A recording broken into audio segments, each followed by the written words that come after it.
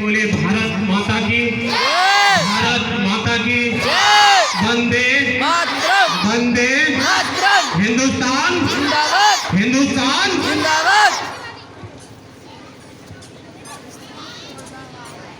सबसे पहले इस कॉलेज के संस्थापक जिनकी वजह से आज हम सब लोग यहाँ पर हैं, इस मेरी छोटी सी उम्र पर उन्होंने विश्वास किया और इतनी बड़ी संस्था का भार मेरे ऊपर दे दिया।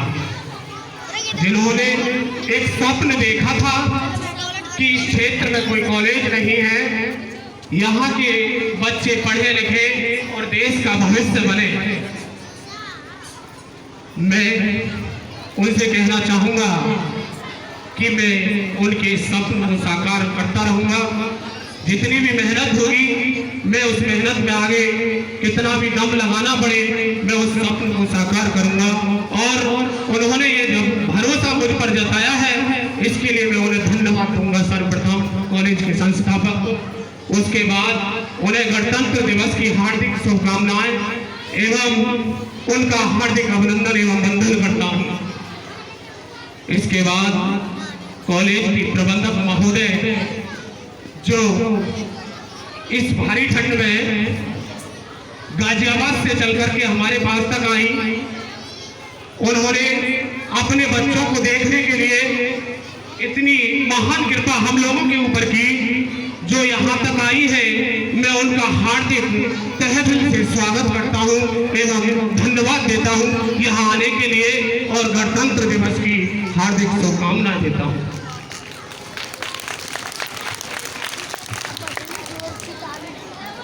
और मेरे प्यारे प्यारे बच्चे जो इस विद्यालय में बड़ा सुंदर प्रोग्राम कर रहे हैं, मैं उनको भी धन्यवाद देता हूँ कि उन्होंने इस विद्यालय की शोभा को चार चांद में बदल रखा है।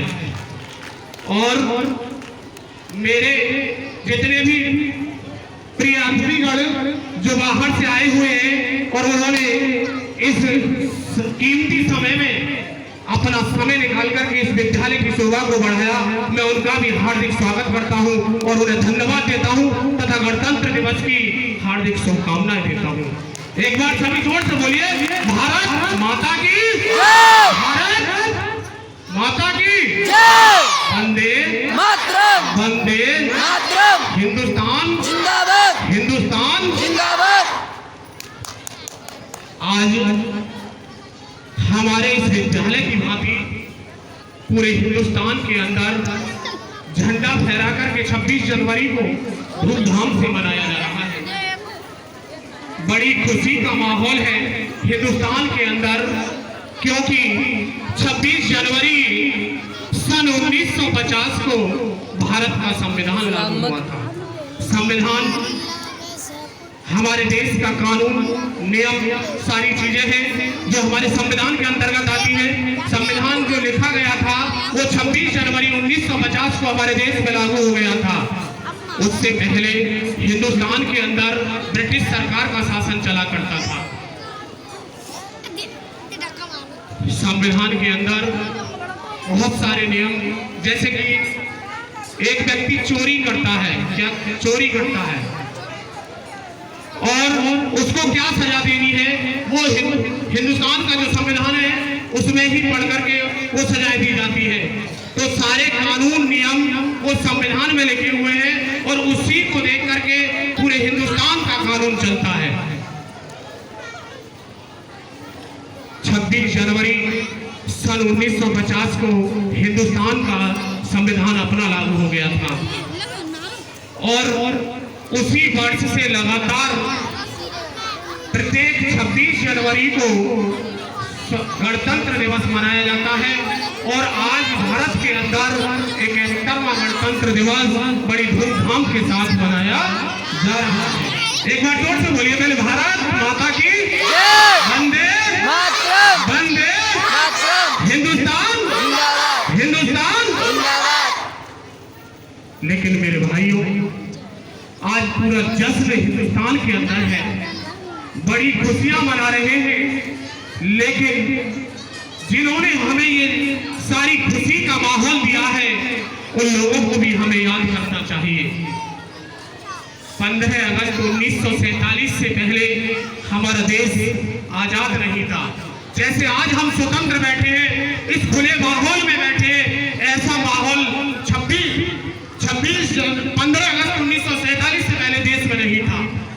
लेकिन आज इतना सुंदर माहौल है हिंदुस्तान के अंदर कि किसी भी प्रकार का कोई दबाव हम लोगों के ऊपर नहीं है। हम सब स्वतंत्र हैं। लेकिन 15 अगस्त 1947 से पहले देश में अंग्रेजों का शासन था। हम लोग मेहनत करते थे और अंग्रेज पैसा लूटते थे। उन लोगों ने भारत में आकर के अपना व्यापार शुरू कर लिया। धीरे धीरे हिंदुस्तान की जनता को देखा, ये तो बड़ी भोली भाली जनता है, क्योंकि हमारी जो संस्कृति है, संस्कृति एक विश्व में, संसार में सबसे अलग संस्कृति है हिंदुस्तान की। हिंदुस्तान के लोग बड़े भोले भाले हैं, सबको शरण दे देते हैं, सबको। और इसी भोलापन का फायदा, इस भोलेपन का फायदा उन अंग्रेजों ने उठा लिया और देश में घुसे आए। धीरे धीरे व्यापार शुरू किया और सोचने लगे कि ये हिंदुस्तान की जनता है, भोली भाली है, और उन्होंने एक नारा बना लिया कि फूट डालो और राज्य करो। धीरे धीरे शुरुआत कर दी आपस में भारतीयों को लड़ाना, और जिस क्षेत्र की जनता कम हो जाती थी वहीं की जनता को कवर कर लेना, यानी कि वहां पर अपना राज्य शुरू कर देते। बहुत से महान वीर हमारे हिंदुस्तान के हुए। जानते हो, जो इतना सुंदर माहौल हम लोगों को मिला है वो उन लोगों ने दिया था जिन्हें अभी तक हम लोग याद भी नहीं कर रहे। ऐसे महान वीर, महान पुरुष जो हंसते हंसते फांसी पर चढ़ गए थे, इस देश की आजादी के लिए अपनी प्राणों की बाजी लगा दी। और न जाने इस माहौल में रहने के, न जाने इस माहौल में रहने के उन्होंने कितने कष्ट सहे थे। जो माहौल हमें मिला है उन लोगों को नहीं मिल पाया, अपने प्राणों की बाजी लगा दी उन्होंने। और न जाने इस माहौल में रहने के उन्होंने कितने कष्ट सहे थे। अपनी जान को दे बैठे, अपनी जान को दे बैठे, तब हमें ये दिन मिले थे। ये दिन अपनी जान की बाजी लगाने के बाद उन लोगों ने हमें ये दिन दिया था कि आज हम पूरे हिंदुस्तान में प्रत्येक व्यक्ति स्वतंत्र है, किसी पर किसी का कोई दबाव नहीं है। इतना अत्याचार अंग्रेजों ने हम लोगों के ऊपर किया था, उन लोगों के ऊपर इतना अत्याचार किया था कि मैं उसका बखान भी नहीं कर सकता हूँ। हिंदुस्तान के लोगों को वो अंग्रेज भारतीय डॉग, इंडियन कुत्ता, भारतीय कुत्ता कहकर के पुकारते थे। हमारे यहाँ के लोगों को तो वक्त की रोटी नहीं थी, भोजन मिला ना मिला, मेहनत, सजा, फांसी पर चढ़ना, ये सब हिंदुस्तान के लोगों के जिम्मे था। तुम भूल न जाओ उनको,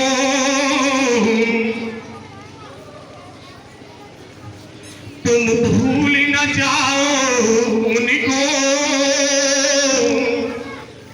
इसलिए सुनो ये कहानी। तुम भूल न जाओ उनको, इसलिए सुनो ये कहानी। जो शहीद हुए हैं उनकी जरा याद करो कुर्बानी। ए मेरे वतन के लोगों, ए मेरे वतन के लोगों, जरा आंख में भर लो पानी। जो शहीद हुए हैं उनकी जरा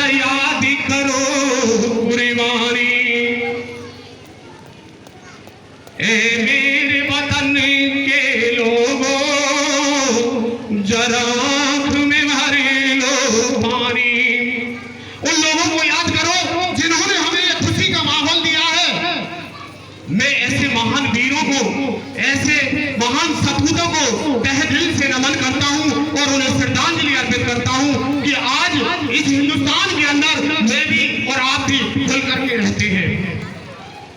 परिमति भूलो सीमा परे, परिमति भूलो सीमा परे, वीरों ने प्राण गंवाए।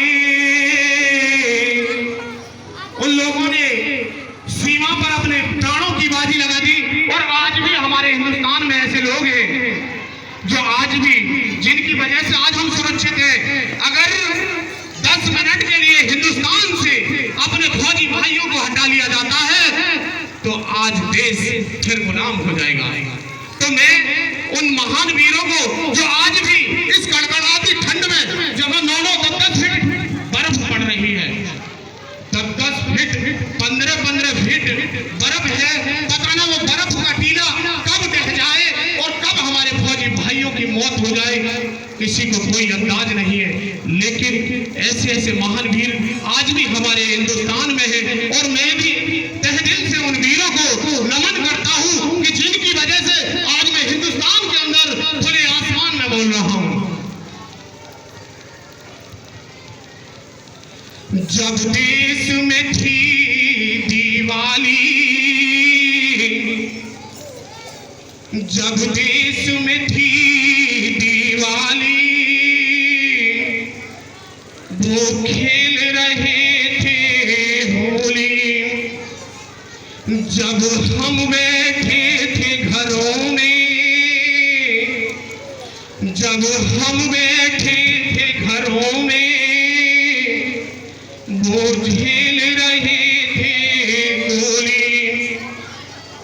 आज भी और पहले भी हम हर त्योहार को बड़ी खुशियों के साथ मनाते हैं, लेकिन उन भाइयों से पूछो कि न जाने कौन से वक्त पर कोई गोली आकर के उन्हें लग जाए और न जाने कौन सी माँ बहन का वो चिराग बुझ जाए, कुछ भी पता नहीं है। इतना जानते हुए भी हमारे हिंदुस्तान की नारियां कम नहीं है, फिर भी तैयार है अपने बेटे को इस भारत माँ की सेवा करने के लिए। एक छोटी सी बात थी, एक हमारे फौजी भाई शहीद हुए, उनके पार्थिव शरीर को तिरंगे में लपेट करके उनके घर लाया गया। सारी जनता विराजमान थी, फौजी कर्नल सभी लोग थे वहां पर मौजूद। काफी समय हो गया, उनकी पत्नी नहीं आई। जानते हो हिंदुस्तान की औरत अगर उसका पति खत्म हो जाए तो विधवा का दर्जा मिल जाता है और वो एक सफेद साड़ी पहन करके थोड़ी देर में आती है। वहां पर देखा कि आज मेरे पति के शहीद होने पर इतनी जनता, इतना सैलाब मैंने हिंदुस्तान के अंदर नहीं देखा। उसे गर्व था, उसे गर्व हो गया अपने आप को और कहने लगी, हे धन्य हो तुम जिन्होंने आज अपने भारत माँ की सेवा करते हुए अपने प्राणों की बाजी लगा दी। आकर के अपने पति की लाश पर विलाप करने लगी है कि नजर डालूं तो किधर डालूं, कि नजर डालूं तो किधर डालूं, और नजारे नजर नहीं आते हैं और इस सब के सब हम दिखते पर हमारे नजर नहीं आते। रोकर के विलाप करने लगी है। ये हालत हमारे हिंदुस्तान में ही होती है, ऐसा नहीं है कहीं बाहर। जिस माँ का बेटा, जिस बहन का भाई, जिस बहन का पति देश की सेवा के लिए शहीद हो जाए, क्या बीतती है उसके घर पर। लेकिन फिर भी धैर्य धरती है और क्या कहने लगी है कि विधवा का मुझको कोई गम नहीं है, कि विधवा का मुझको कोई गम नहीं है। सीने पे गोली खा कर गए हैं, सरहद पे धुआं उड़ा कर गए हैं, इतिहास गए इतिहास खून से रचा कर गए, सीने पे गोली खा कर गए, सरहद पे धुआं उड़ा कर गए हैं। अपने आप को स्वयं तसल्ली देती है भारत की नारी, फिर भी उसके मन में पता है, अगर उससे जाकर के पूछा जाए कि तुम्हारे पास एक छोटा सा बेटा है, तुम्हारे पति देश की सेवा करते करते शहीद हो गए, क्या तुम इस बेटे को देश की सेवा में लगाओगी? कभी भी पूछ लेना, गर्व से कहती है कि हाँ, अगर मुझे मेरा बेटा ये मौका देगा और सरकार ये अवसर देगी तो मैं अपने बेटों को भी भारत माँ की सेवा के लिए कुर्बान कर दूंगी। ऐसे हजार बेटे मैं भारत की सेवा के लिए कुर्बान कर दूंगी। मैं तो एक जननी हूँ। भारत माँ जिसकी माटी पर हमने जन्म लिया है, हम उसकी रक्षा नहीं कर सकते हैं तो फिर किसके लिए जिएंगे इस हिंदुस्तान में? और उसने आज भी पूछ लेना, यही वचन देगी। जब उसका पति वहां पर था तो कह रहे संतुष्टि ले रही है कि आएगी जब जब प्यारे,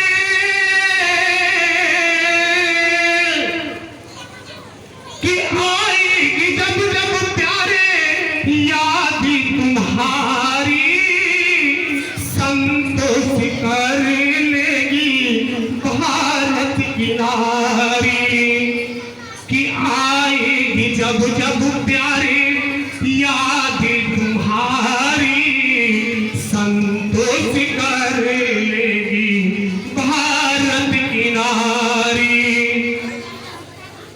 कि सीने पे गोली खा कर गए हैं, सरहद पे धुआं उड़ा कर गए हैं, इतिहास खून से रचा कर गए हैं।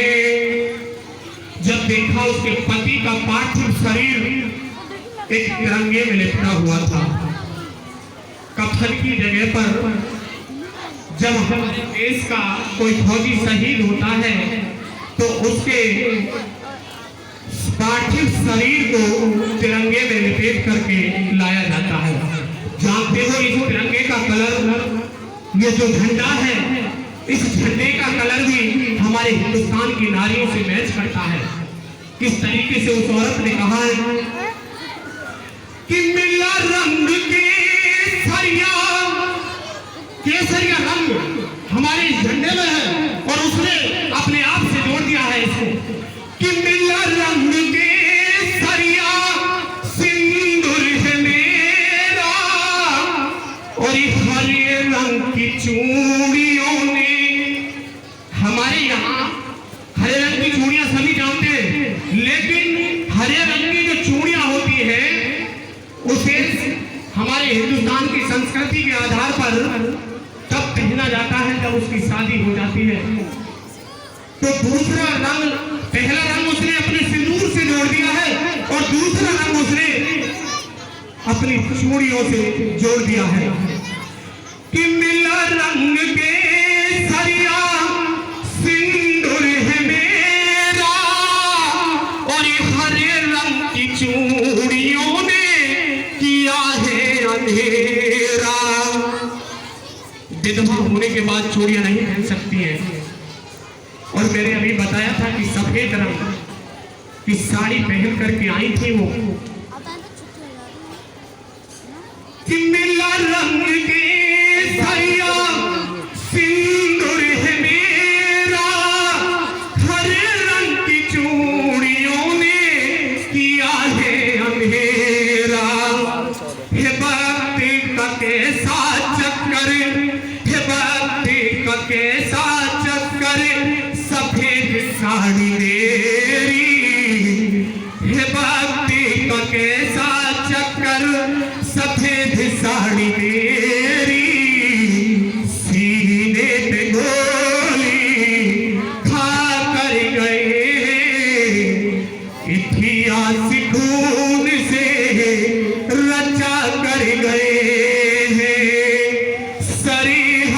धुआं उड़ा कर गए, इतिहास खून से रचा कर गए,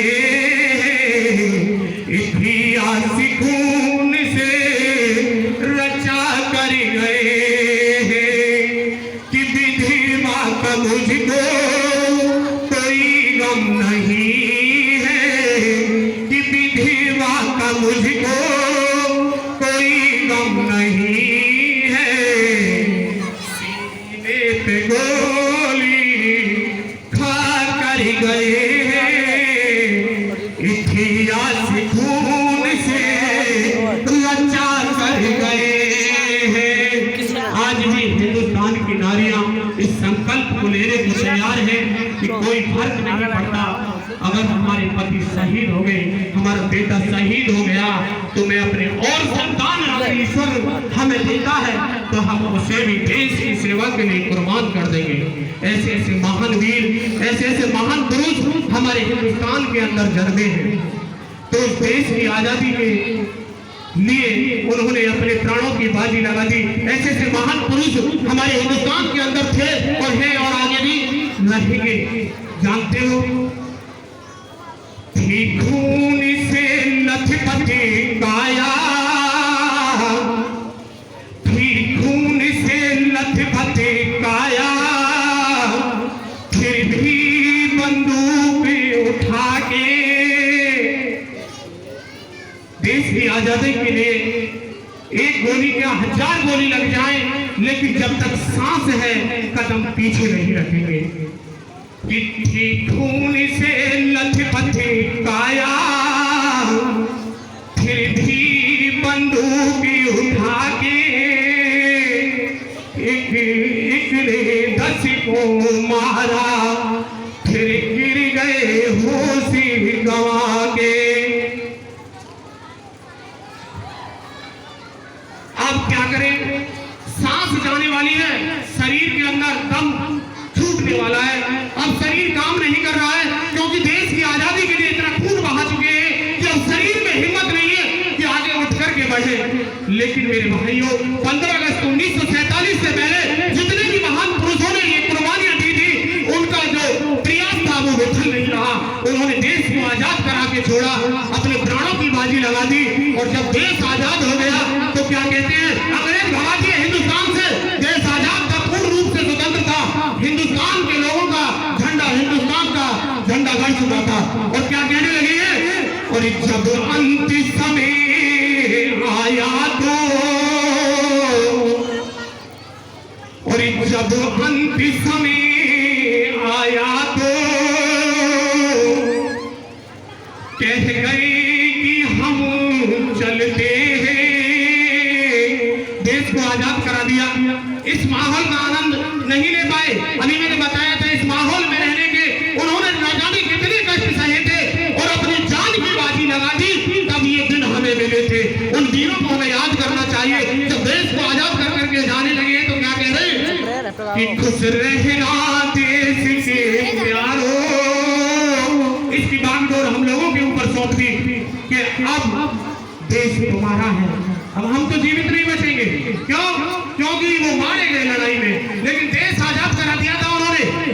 तो कह करके चले गए थे कि जब अंत समय आया तो कह गए कि हम चलते हैं, और खुश रहना देश के प्यारो, कि खुश रहना देश के प्यारो। अब हम तो सफर करते हैं, अब हम तो सफर करते हैं, तस्वीर नैन में खींचो, तस्वीर नैन में खींचो। उन वीरों की तस्वीर याद करिए जिन्होंने देश के लिए अपने प्राणों की बाजी लगा दी थी, कि तस्वीर नैन में खींचो। क्या वीर थे वो अभिमानी, तुम भूल न जाओ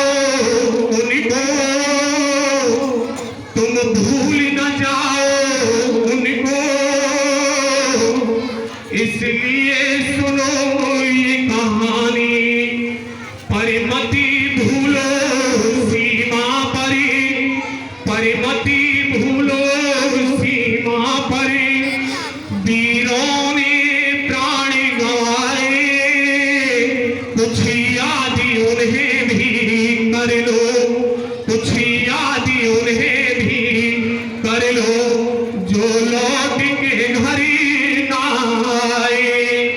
ए मेरे वतन के लोगों जरा आंख में भर लो पानी, जो शहीद हुए हैं उनकी जरा याद करो कुर्बानी, जरा याद करो कुर्बानी।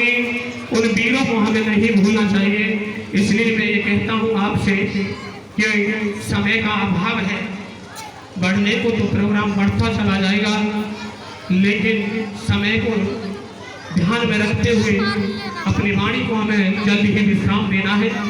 तो इसलिए मैं आपसे कहूँगा कि इस देश का जो भार वो वीर महान पुरुष हम लोगों के ऊपर सौंप करके गए हैं।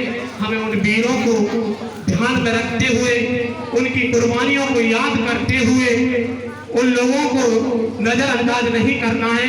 उन लोगों को ध्यान में रखते हुए कि किस तरीके से वो हंसते हंसते फांसी पर लटक गए थे। हम भी अगर देश की सेवा करते करते, अगर देश के लिए हमें अपने प्राणों की बाजी लगानी पड़े या हमें फांसी पर भी चढ़ना पड़े, तो हम हंसते हंसते उस देश के लिए अपनी कुर्बानी देने को तैयार है। एक बार जोर से बोलिए मेरे भारत माता की, भारत माता की, वंदे वंदे हिंदुस्तान, हिंदुस्तान। इसलिए हमें उन वीरों को नहीं बुलाना है। हमारे हिंदुस्तान की चाहे नारी हो या पुरुष हो, कोई किसी से कम नहीं है। तो हिंदुस्तान के अंदर सबको बराबर का दर्जा दिया हुआ है।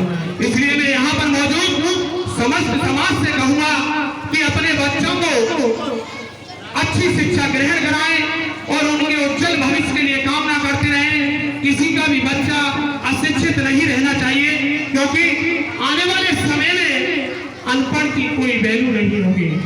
हमें अपने बच्चों को साथ मिलकर के, एक साथ मिलकर के चलना है, इनको शिक्षित करना है, क्योंकि देश का भविष्य है। ये देश की फुल जिम्मेदारी इन लोगों के ऊपर है और इनको हमें इस देश का भार सौंपना है।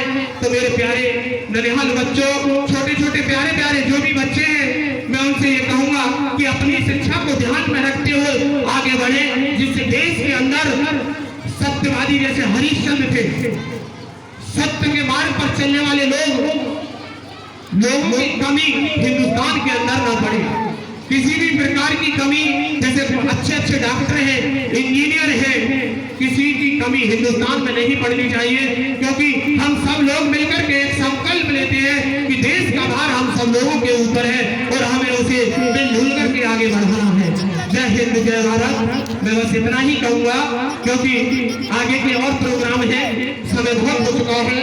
तो सब लोग मिलकर के एक बार और जयकारा बोल दें, जिससे हमें भी थोड़ी सी तसल्ली होगी और पड़ोसी देशों तक हमारे जयकारे की आवाज जानी चाहिए।